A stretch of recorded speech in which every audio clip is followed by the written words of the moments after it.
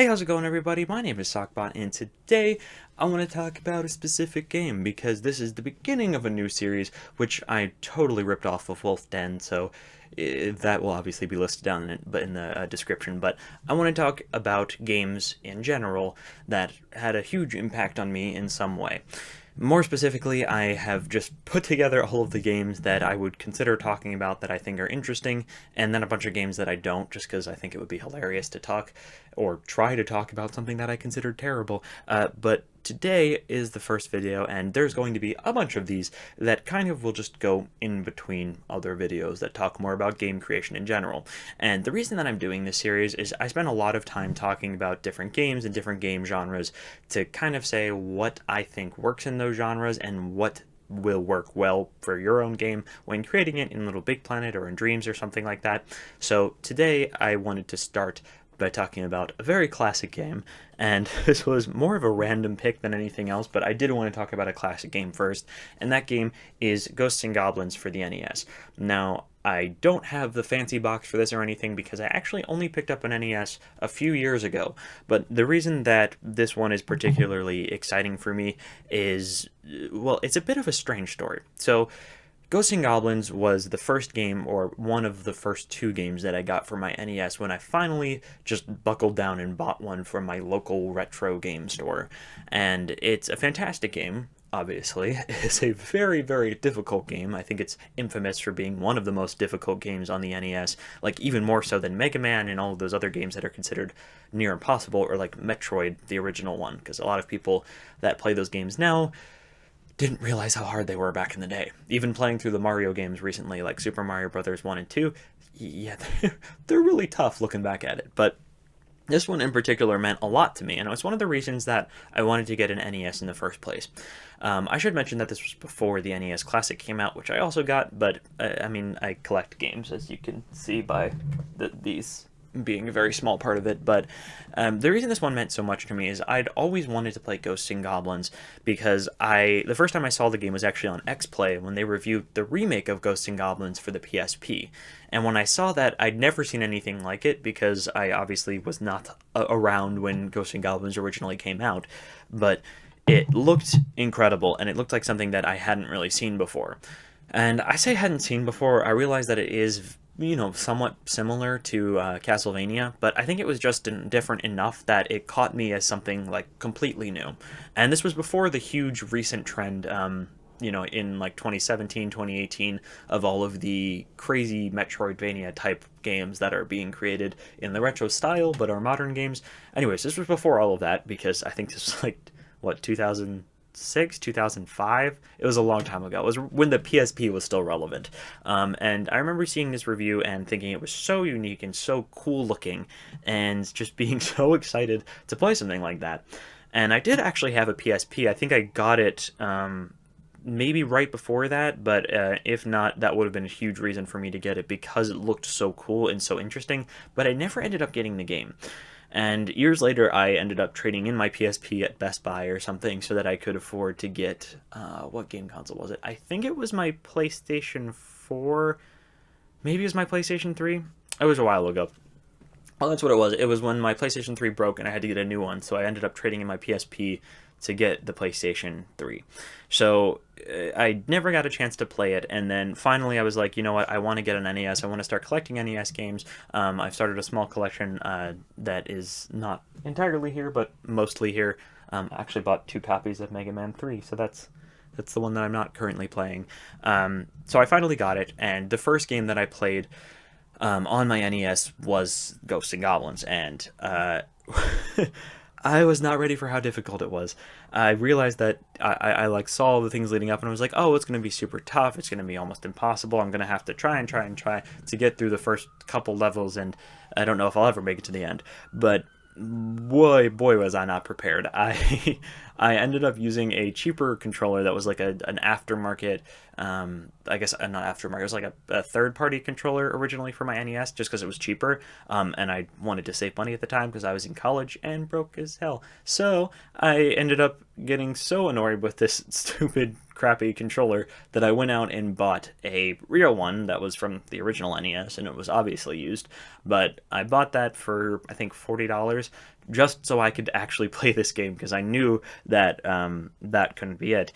And when I got the new controller, surely there was an improvement, and I ended up beating the level almost immediately, the first level, because of the new controls. But it was a tough game. I think one of the things that I hated about it was the jump mechanics, because they're so different than a lot of other platformers where you can like really control your jump in midair. But for this one, you have to basically make your jumps perfectly if you want to clear the gaps in the game, if you want to jump over any enemies, which is not impossible unless you have perfect timing.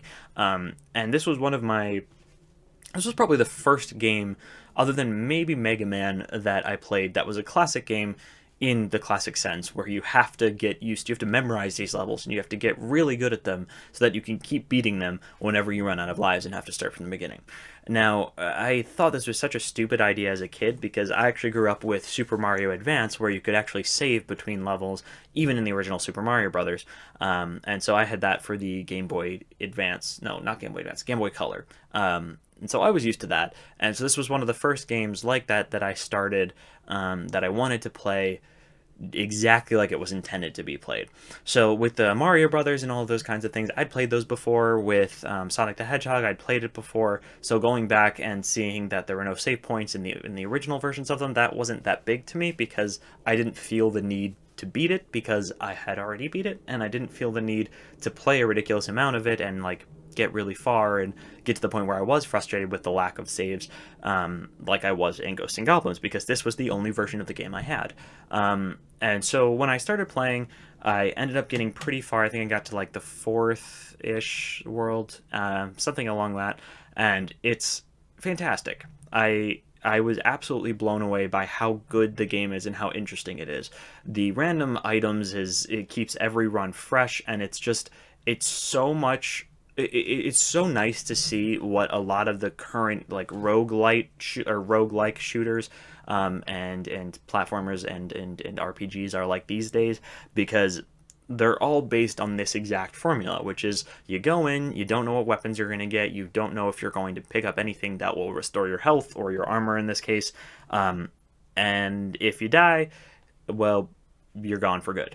Obviously, Ghosts and Goblins has lives in it, which I think some of these current games could benefit from, because they have some pretty cheap death mechanics. But it's really nice to see all of the things that these current games are based on.